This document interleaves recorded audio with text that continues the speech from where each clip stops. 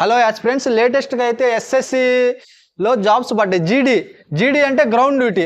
ఇప్పుడు army, navy ఇవన్నీ ఉంటాయి కదా, ఎయిర్ ఫోర్స్, వాటిలన్నింటిని ఏమంటారంటే ఆర్మ్డ్ ఫోర్సెస్ అంటారు.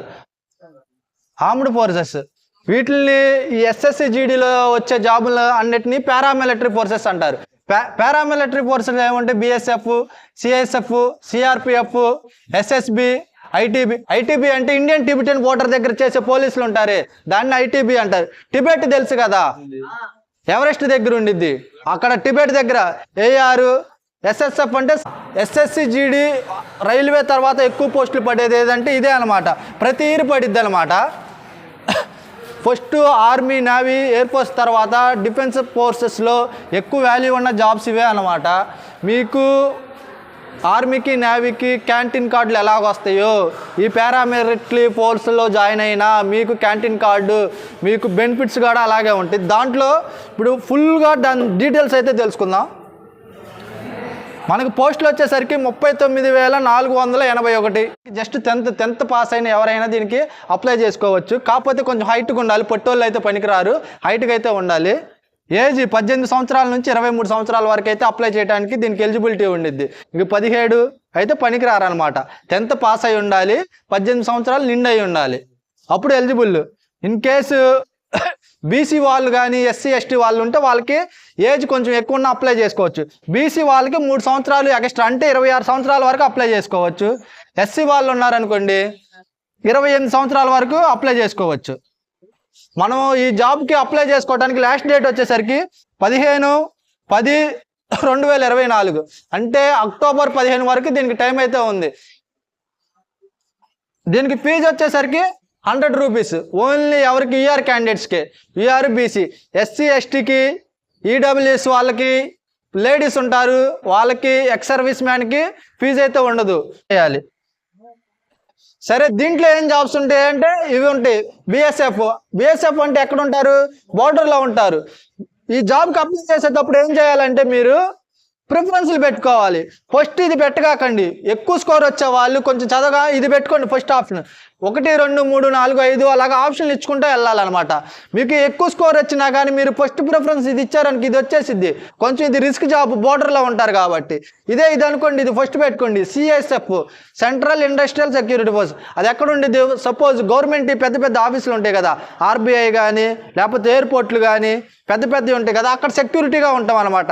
ఫోర్స్, ఫ్యామిలీ అంత బాగుండేది కంపేర్ చేస్తే. కాకపోతే కొంచెం మీరు మిగతా వాటిలో చూసుకొని ఆప్షన్లు కరెక్ట్గా పెట్టుకోవాలి, మీకు నచ్చింది పెట్టుకోవాలి. ఇది పెట్టుకున్నారనుకో మీకు ఎక్కువ స్కోర్ వచ్చినా కానీ ఫస్ట్ ఆప్షన్ ఇది పెడితే ఇదే వచ్చేసిద్ది. ఏది? Border security force. మీకు ఎంత స్కోర్ వచ్చి ఏమి లాభం లేకుండా పోయింది ఇది పెడితే. అందుకే ముందే ప్రిఫరెన్స్లు కరెక్ట్గా పెట్టుకోవాలి. అసలు దీనికి అప్లై చేయడానికి హైట్ ఎంత ఉండాలంటే అబ్బాయిలకి 170 ఎంత? సెంటీమీటర్లు. దగ్గరగా 5.7 ఉన్న వాళ్ళు ఎలిజిబుల్ అవుతారు, బాగా పట్టుకున్న వాళ్ళు ఎలిజిబుల్ కారు. అమ్మాయిలకి వచ్చేసరికి 157 సెంటీమీటర్లు ఉండాలి. చెస్ట్ వచ్చేసరికి 80 సెంటీమీటర్లు ఉండాలి. మామూలుగా ఉన్నప్పుడు 80 ఉండాలి. గాలి పీలుస్తాం కదా, గాలి పీల్చినప్పుడు చెస్ట్ ఎంత పెరగాలంటే 5 సెంటీమీటర్లు పెరగాలి. మామూలుగా ఉన్నప్పుడు ఎంత? 80. టేప్ ఉండిద్ది కదా, టేపుతో చూసుకోవాలి, 80 ఉండాలి. మామూలుగా గాలి మొత్తం పీల్చినప్పుడు ఎంత పెరగాలి? 5 పెరగాలి, లేకపోతే కష్టమే.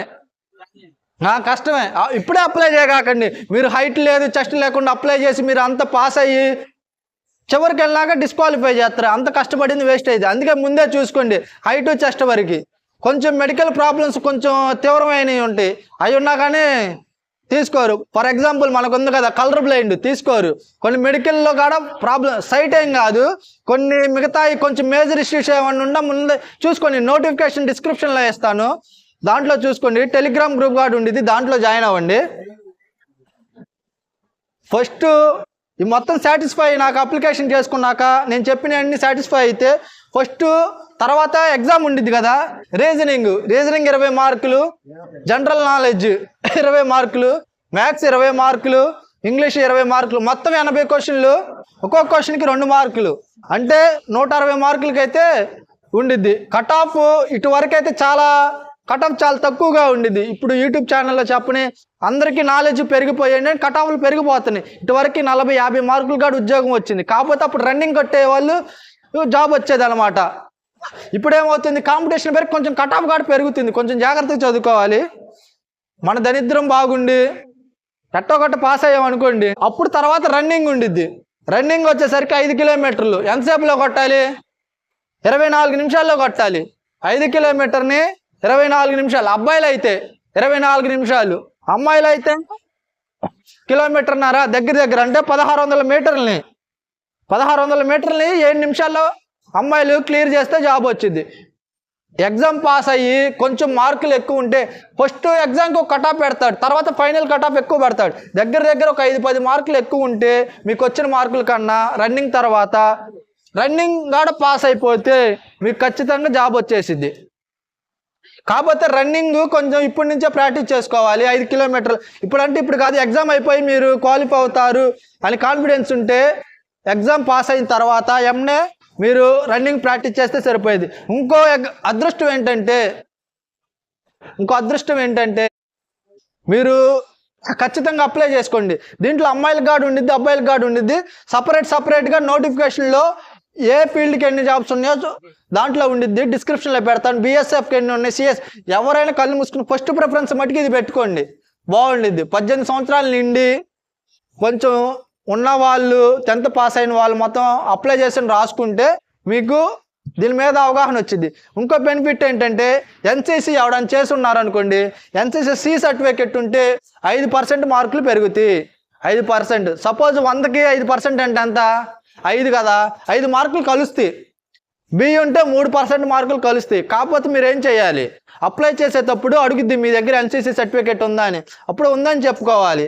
ఏ సర్టిఫికేట్ ఉంటే 2 మార్కులు అంటే 100కి 2 మార్కులు అనమాట. 2% అంటే దగ్గరగా 2% మార్కులు. కాకపోతే మనకి ఎంత ఇక్కడ 160 మార్కులకి ఎగ్జామ్. 160 మార్కుల్లో 2% అంటే ఎంత? దగ్గర 3.2 మార్కులు అయితే కలుస్తాయి.